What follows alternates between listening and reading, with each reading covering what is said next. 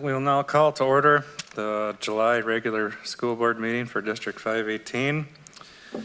1.1 roll call. 5 of 7 members are present tonight, with Ann and Aaron being absent.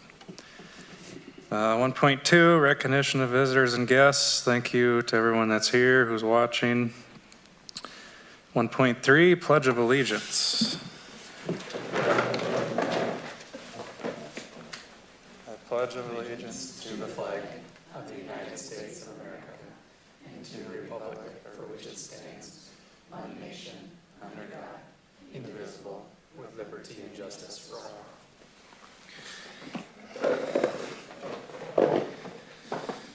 Okay, 1.4 correspondence and recognition. We've had no public participation. 1.4.2 recognition of students, staff, and community. We have nothing there other than welcome Joel to the table. 2.0 approval of agenda. Can I get a motion to approve the consent and main agenda? So moved. Second. Motion by Lori, seconded by Matt. All those in favor of the agenda say aye. Aye. All those opposed, same sign. Motion passes. 3.0 approval of minutes, the approval of the June regular school board meeting minutes, and then the committee meeting minutes. Do I have a motion? So move. Motion by Matt. Second. Seconded by Eric. All those in favor of the approval of the minutes on 3.1, 3.2, say aye. Aye. All those opposed, same sign. Motion passes.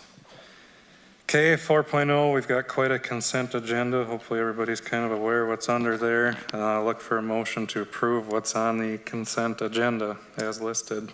I move approval of the items under the consent agenda. Motion by Lori, Second. seconded by Darla. All those in favor of the items under the consent agenda, say aye. Aye.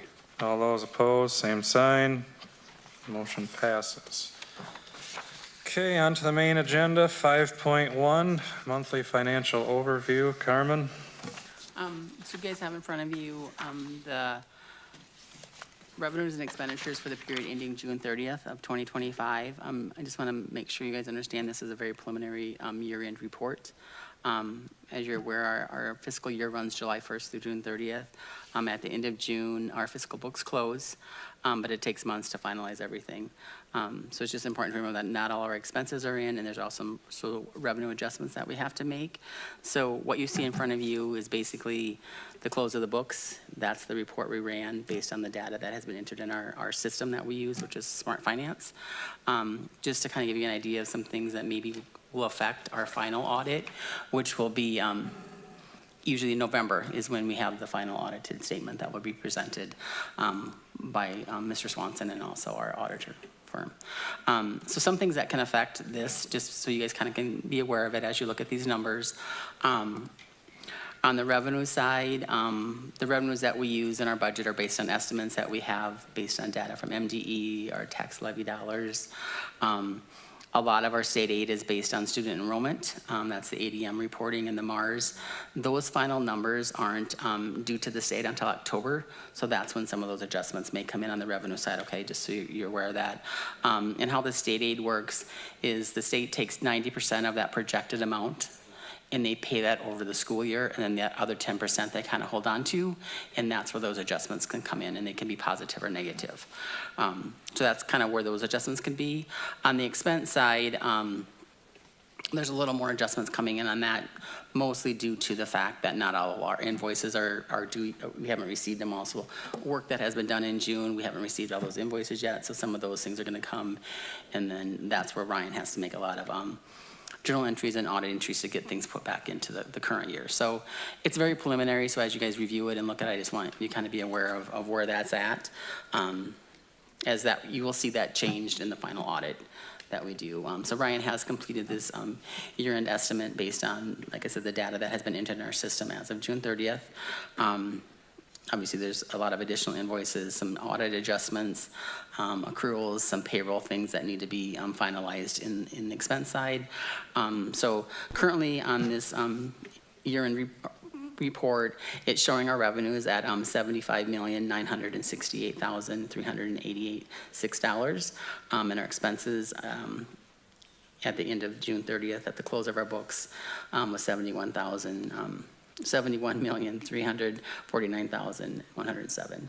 So that's kind of a very preliminary part of that, and like I said, our final audit would be in November. So as Ryan will be working on this honestly for the next several months, trying to finalize it and get all the information in the right spot. Some of it has to be, some of the journal entries also include moving it from funds based on the information that we receive. That's kind of his final year-end work that he has to complete.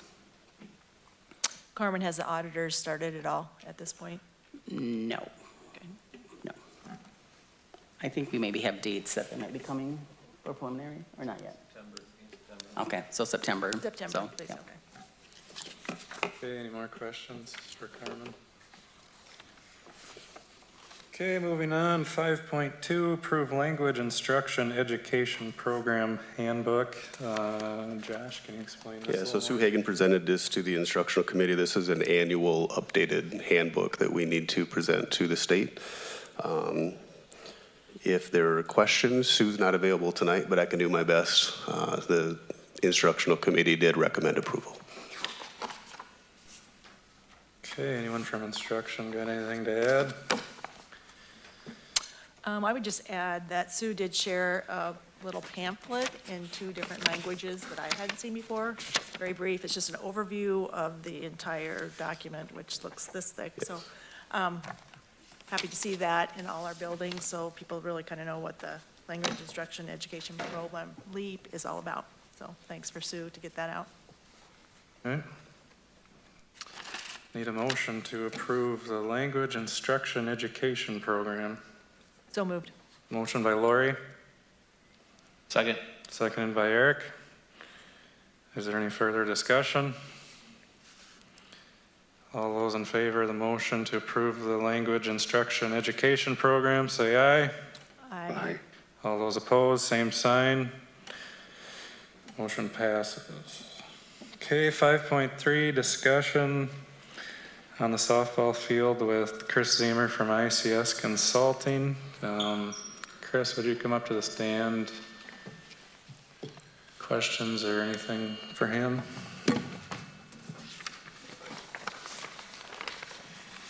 Has everybody got this in front of them? Yeah.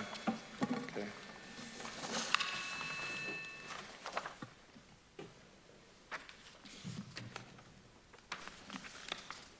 Okay, kind of give us a rundown, Chris, of Sure. the 2 different. So we've had numerous iterations. Last meeting we had, I think, was last Tuesday, with the city president as well and operations committee to basically review the final concept you see in front of you.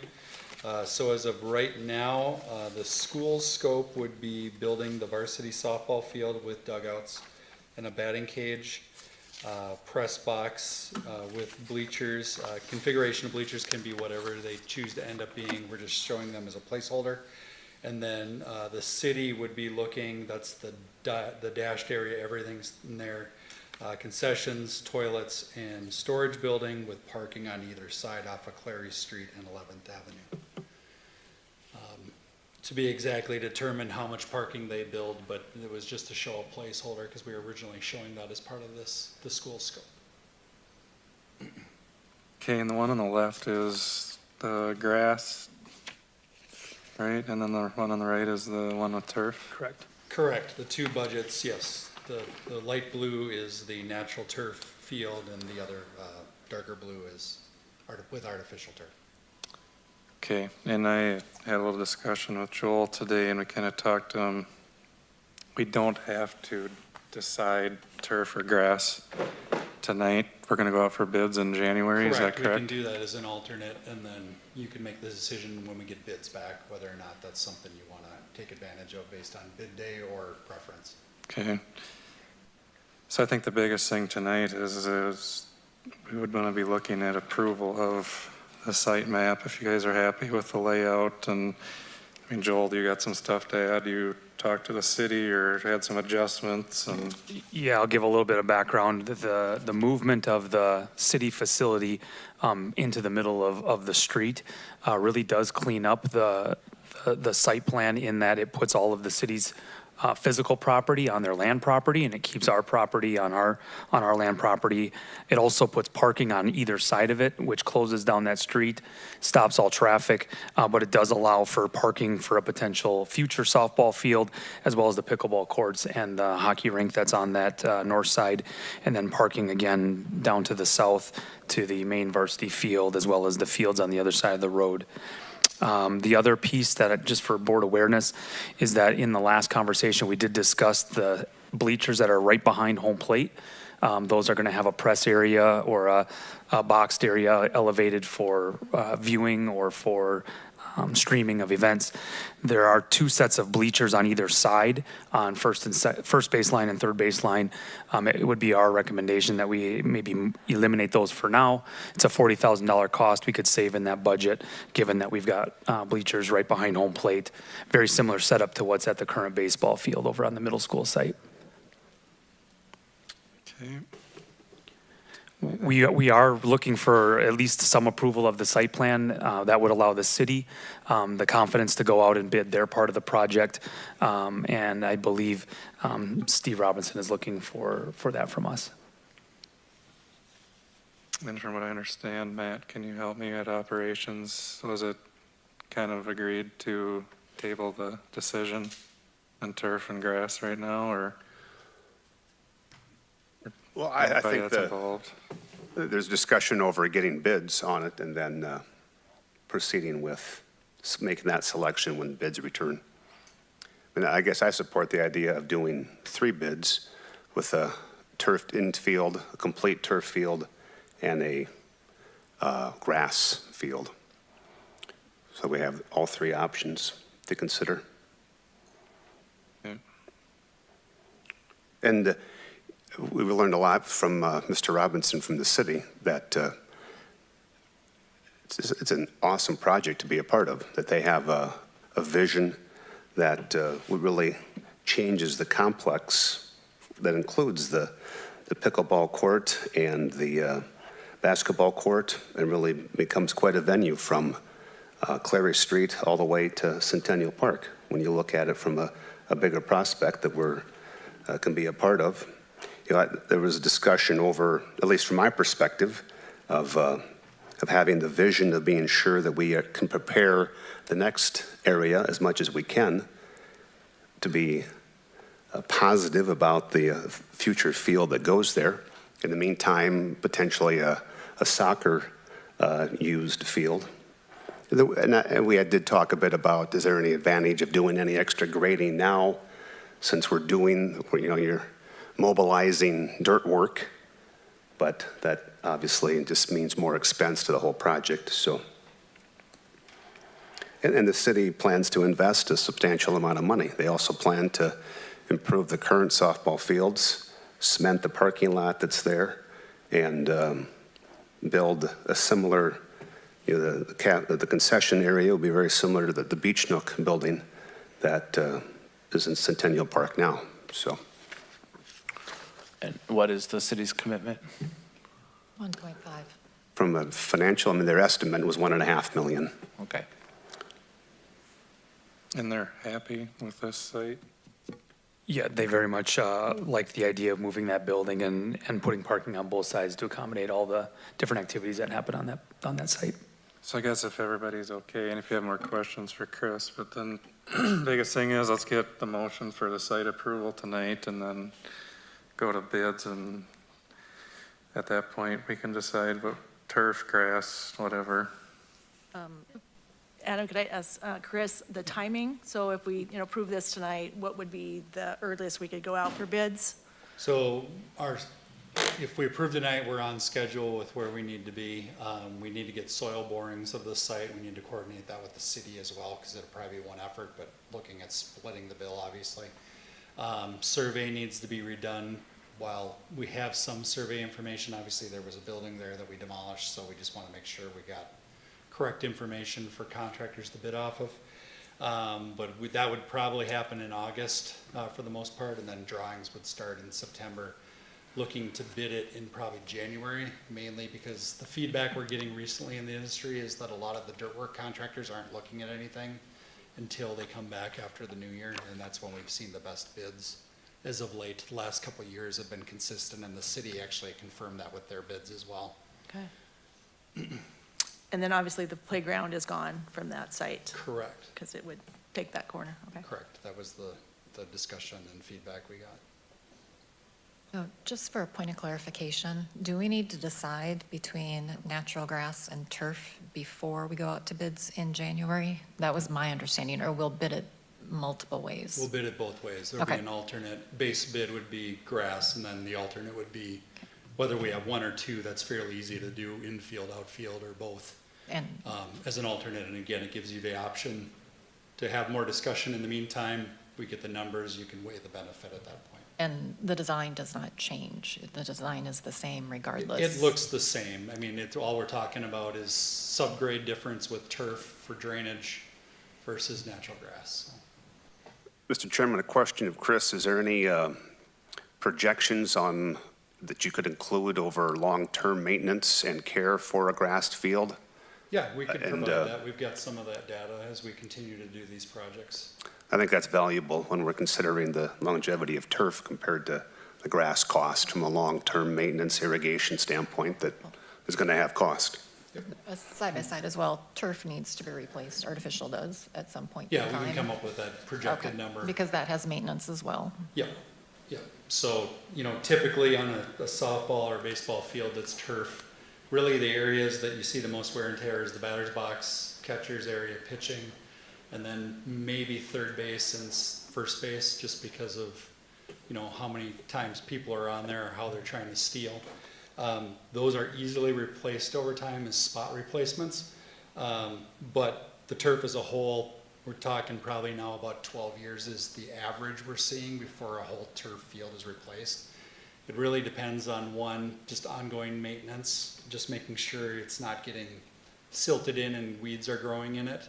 But as a whole, the systems are just getting better with time too. They just last longer. Well, and that should give us time, because are you gonna look into that, what is it, a soy-based material, Matt, that we could maybe apply for grants? Yeah. Potentially. Josh and I have that information. We'll definitely That's right. do that research.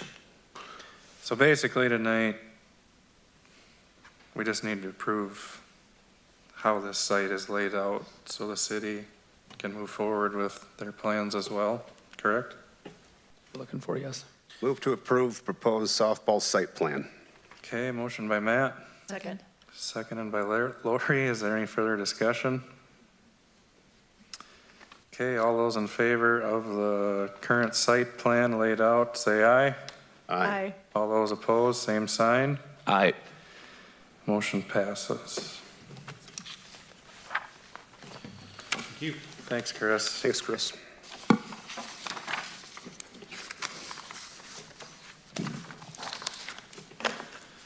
Okay, moving on. Okay, next we've got 5.4, discuss, approve the special education assessment contract. And I'll kind of have Joel help fill in, or Josh as well. No, I'll start us off here. In front of you, you should have a proposed contract with Carol Potter. Carol Potter is currently the Executive Director of Student Services in Lakeville Schools, a contact that I had from some past work that I had done. Coming from previous meetings, obviously, it was the desire of the board to look at special education specifically, our agreement with the co-op, the services we were being provided. And so Carmen has been in contact with Carol a number of times over the last 2 or 3 weeks, and has come to the board tonight with the proposed contract in front of you. The agreement with Carol does put a cap on the hours, just so that there is a kind of a limit before we discuss going further into the review. The contract includes an hourly rate. That hourly rate does include all of her lodging when she comes down. So the cost of the contract is her time and her mileage coming from where she lives I believe she lives in the St. Cloud area. The overall program review, again, is looking at all special ed programming, the staffing that we currently have, the financial pieces that go along with that, and then looking at IEP review and due process procedures, making sure that we're in compliance and in line with all regulations for that. It did come out of the operational committee that there was a desire to have maybe a little bit more of a personal conversation to gather some data versus just survey data. And in knowing that, that may take a little bit of time, a little bit more time. And so that's why we did want to put a time cap on it, and we would review with Carol as well as the board if there was a need to go over the proposed 65 to 75 hours to complete the review. Carol's timeline for the review is starting right away at the end of July, working through the rest of the calendar year, and then she would be prepared for a full presentation to the board in January to share her findings. So based on her rate with that cap, we're looking at an expense of $12,500 to $15,000 roughly. Right, and that was a number we believe we had heard at a previous board meeting, which is what we were working off of. Anyone else got anything about the contract? Are there certain areas that you would prioritize over others, or do you think they're all equal, or? I think in individual conversations I've had with many board members, I think one of the main priority areas is going to be around staffing, looking at reasons why we're losing staff or why there's a perception of turnover of staff. And I believe that that was a good recommendation to try to gather some of that individual personal feedback rather than just completing that survey data. So that would be an area of priority for me, knowing that that's our highest area of staffing concern right now going into a school year. I need a motion to approve the special education assessment contract. Mr. Chairman, I'd just like to reiterate that, from my opinion, the priority needs to be the services we're providing to our students and our staff, our students and our parents. I mean, I understand the desire to look at the staff part of it, but our ultimate goal is, are we utilizing all the services available to meet the needs of our students? Obviously, staff follow out and do those items, but are we using, I think we're looking at, from the service cooperative standpoint, are we using all the tools that are available there? Can we better use what's being offered? Are there things that we shouldn't use or that we should? To me, that part is more important necessarily than the people that deliver those products. You're talking about all areas that we're using the co-op, right? No, eventually, yes, but just in this case, Item one is where you're our kind of. special ed programming, yeah. Okay. Okay. And I'm sure as the review goes on, that stuff will be involved with it. Okay. Point of clarification, the second to the last page under compensation, it says the hourly rate plus mileage, or is it, so you said, No, hourly rate plus mileage. The hourly rate includes her lodging when she's here, yes. okay, yep. Okay, do I have a motion to approve the contract? So moved. Motion by Eric, Second. seconded by Darla. Is there any further discussion? All those in favor of the special education assessment contract with Carol Potter, say aye. Aye. All those opposed, same sign. Motion passes.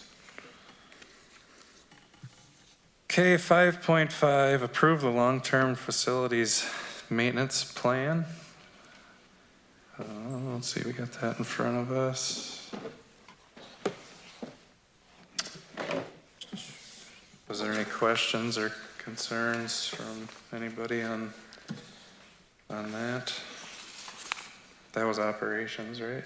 That was operations, yeah. I'll turn that over to Ryan and Carmen if you just want to kind of briefly give the outline of what they're looking at tonight, please. All right, this is a 10-year long-term facility maintenance plan. This is a formality for MD that we require the board to approve every year. You should have four pages in front of you. I'm going to try to make it as simple as I can.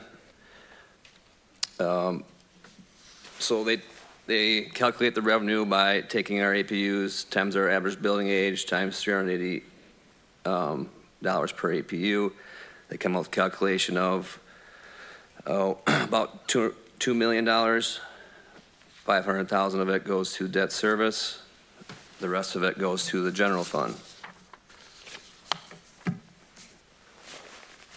On the fourth page, it's not easy to read, but there's a running total of our expenses and our revenues. So we updated our expenses in the first column for this year's expenses.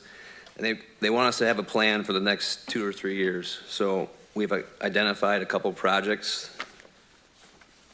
that are the highest needs we feel. And one of them would be the high school gym asbestos removal, the high school elevator, the 3 gym floors, and the prairie roof. So we entered all of our numbers in there. If you look at the bottom of page 4, there's a running total. So our prairie roof is obviously our biggest expense. And if we do the next 2 phases, it's going to be around $3 million.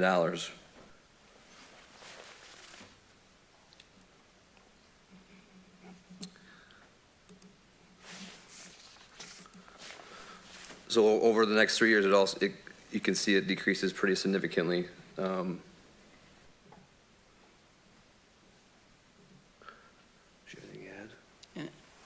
The one thing with these, they're just, it's an estimated of projects, obviously through conversations that the board has had over the last several years. John had presented, I believe, in November and then again in April, some projects that had been identified in the past. But as a board, you guys still have you guys will still review and decide what projects we're going to move forward with. Obviously, Joel and Josh and I will work with our custodial staff and try to identify, maybe get a better priority of projects.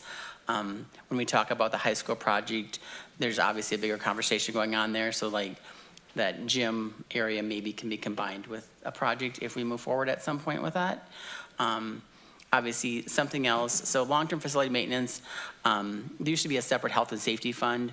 So anything that's health and safety, like we had a fire marshal walk through this year. So all of those updates and stuff that he had identified came out of this money. So that might not have been something that was maybe budgeted for. We usually just have a level health and safety based on our annual expenditures. Obviously, this year there was a little bit more in there due to that fire marshal walk through and some things he identified that needed to be updated to bring up to code. So if we were to do 100% of the projects, and I did talk to Joel a little bit about this, at the end of '28, we'd only have $10,000 in the LTFM account, correct? Is that doing 100% of the projects? The prairie roof was taking down your balance. So if you spend all your money on the prairie roof, yes. That's a little skimpy, but And just to clarify, the prairie roof right now, we're doing about 30% of it, is in my head. 1.72 was budgeted for the first 2 phases. It was, the next 2 phases was about between 2.2 and 2.4 million after the 1.7. Right, Yep. okay. That would complete the whole roof. Correct. so another thing, and Joel can touch on it more in our discussion, was something we're probably gonna have to consider in the future, because it's a super expensive project. Roofing of anything is, it's a nasty word, but we can look at using lease levy after 2025, is that correct, Joel? Yeah, it's available now, but we've already budgeted for the work we're doing now, so it would be future portions of the roof if the board chose to do that as a funding source. Any project over $100,000 now qualifies for that with a new state statute. So we might have to consider that, looking at our LTFM account at this point. I think it's just important to know that what we're providing you today is a picture. Anything that we put out there is a rough estimate with a rough plan. We have to show the state we have a a method to how to use those funds. You have every authority to adjust those plans moving forward. Nothing that you're approving today is set in stone. It just allows vision for the state to know that we would have a plan to utilize those funds if allocated. So when do we decide on phase 2 and 3 of the Prairie? Is that next winter? Yeah, most likely, yep. Okay. Is there anything else on the LTFM budget? Any questions, concerns from anybody? So once again, this is just something we're providing to the state, and yeah, we can change it, but gives us an outlook. So do I have a motion to approve the long-term facilities maintenance plan? So moved. Motion by Lori, Second, seconded by Matt. Is there any further discussion? Mr. Chairman, this is a yearly submitted plan Every July. every July, and so does this, I mean, compare, didn't look back to how, we have compared, I guess you do have some historical charting, but, I mean, are we able to obviously look at any trends? Yeah, and I'll speak and you can speak more, but we did look at that this afternoon, and when we looked back at last year's plan, the roofing budget was about half, but it was out for much longer. And then we believe that part of the plan was to use general fund money, right, to offset some of that cost. I think it's important to note that with LTFM, there's such narrow ways that we can use that money, whereas general fund money we can use in really any way that you all deem important. And so we'd really like to focus on LTFM money for LTFM projects, freeing up general fund money for other things that are needed. LTFM is one of the most restricted, so we'll never get it exact, but we're trying to get it as close as possible. If it does fit LTFM, we're going to use those most restrictive dollars, specifically what they're designed, rather than have to dip into the general fund. So you would have seen similar projects in years past where they made it generalize what the cost would be, but Prairie Roof still would have been 1.6, and about 800 might have come out of LTFM, and the 800 would have had to come out of general fund. So we're trying to get closer to true projects that fit those restrictions. Okay, thank you. Okay, we got a motion and a second. Is there any further discussion? All those in favor of the long-term facilities maintenance plan, say aye. Aye. All those opposed, same sign. Motion passes. 5.6, approve to declare surplus property. Joel? Yeah, the surplus property we have right now is a large contingent of old technology, iPads, student devices, and then I believe a T-shirt screen printer from the high school that hasn't been used in a number of years. And so we're looking to sell those off and free up some space and some capital. Okay, do I have a motion to declare surplus property? So moved. Motion by Eric, Second. seconded by Darla. Is there any further discussion? All those in favor to declare surplus property, say aye. Aye. All those opposed, same sign. Motion passes. 5.7, approve salary and benefits increase for our EL coordinator. I can do that. Who's got the data, I Carmen? can- Hold on, I gotta find the data, sorry. So this is one of our final individual contracts that we had finished negotiating. We didn't quite get it finished before Mr. Lingard left, but we did finalize it. Let me, is it on there? Sorry. 3.92. Okay, so the total cost is 3.92%. What we're doing with this, there's a couple of individuals that we talked about last time too. We're getting them to a one-year contract, and that is to get them in the right rotation with other jobs similar to theirs, so then we're not constantly trying to play that catch-up game. So there was a couple of those that we did that this year. This is the final one, and then the only negotiations that we have left is with the teacher group. Okay. You said what, 3.92? 3.92%. Okay, do I have a motion to approve the salary and benefits increase for the EL coordinator? So moved. Motion by Lori, Second. seconded by Darla. Is there any further discussion?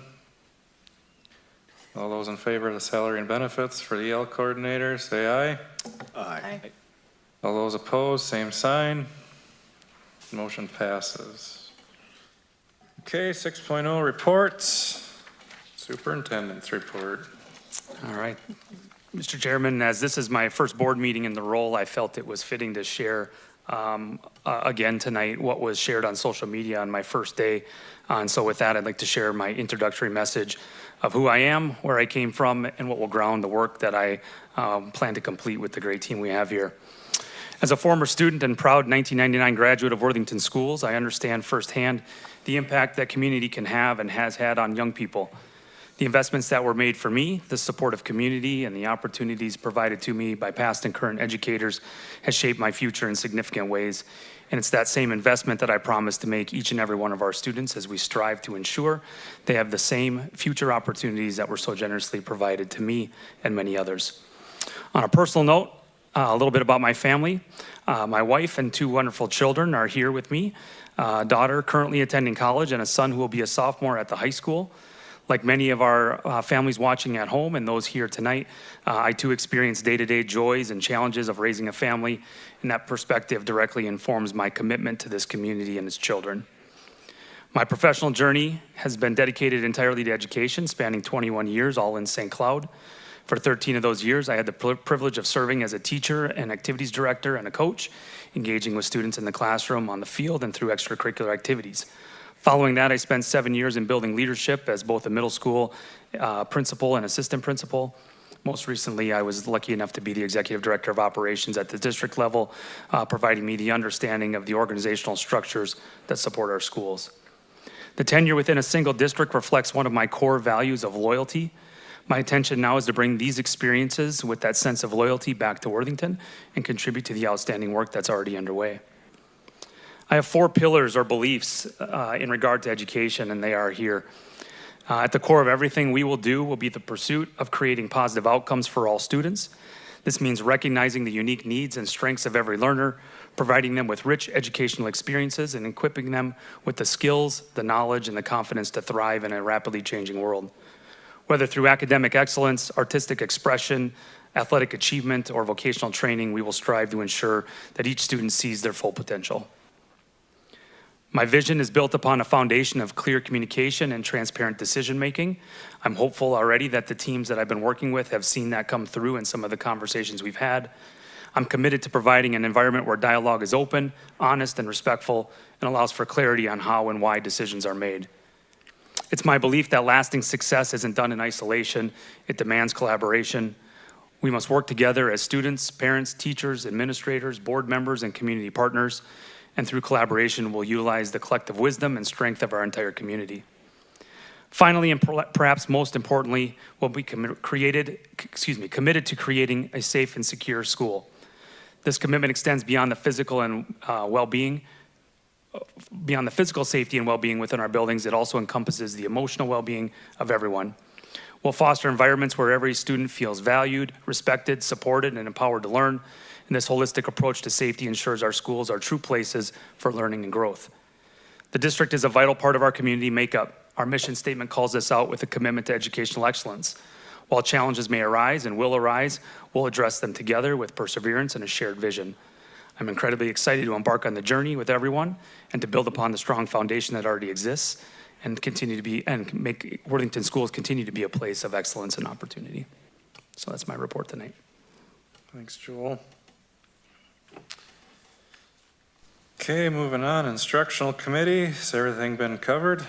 Everything's been covered. There's just one thing, policy 620, credit for learning. We discussed that. It was going to be on the board agenda tonight for first approval, but we're going to bring it back to the instructional committee next month and tweak that a little bit. So policy 620, credit for learning, will be something that we're discussing a little bit in depth. Okay.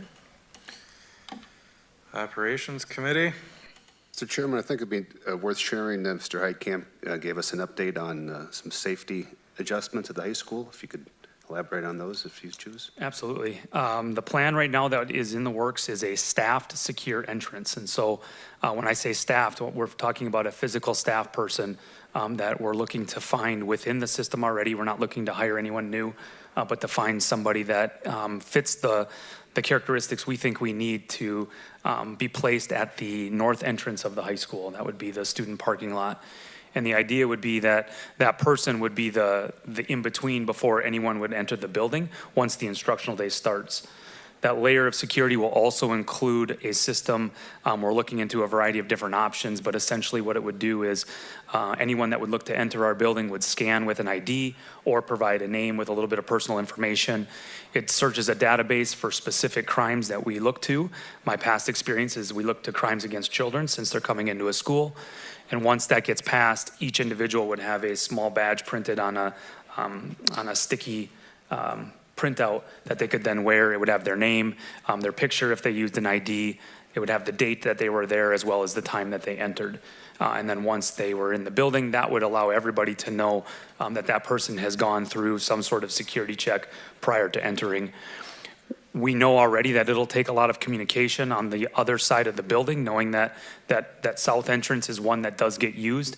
Most likely removing the intercom system and the buzzer system that's currently there with clear signage and clear communication early on in the summer to direct everybody to that north entrance to come through where that staff member will be.